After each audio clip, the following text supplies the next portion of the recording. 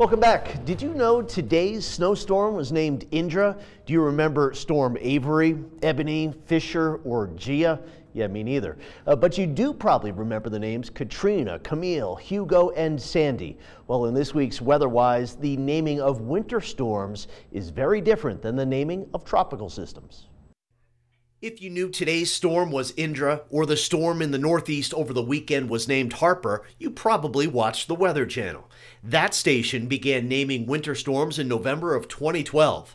Perhaps you remember Winter Storm Bozeman in November of 2014, named in honor of Bozeman High School's Latin classes, which compiled an alphabetical list of storm names based on Latin and Greek words for the Weather Channel that year.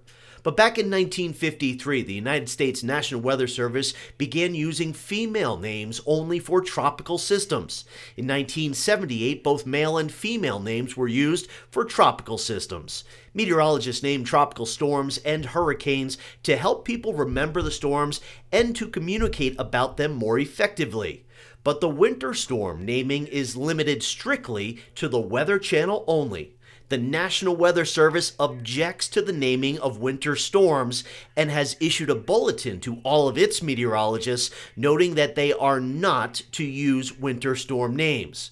The Weather Channel's decision was met with criticism from other weather forecasters who called the practice self-serving and potentially confusing to the public. So if you are one of the rare people that are glued to the Weather Channel, you may hear the upcoming storm names Petra, Ulmer, and Zyler later this winter. And now you're a little more weather-wise.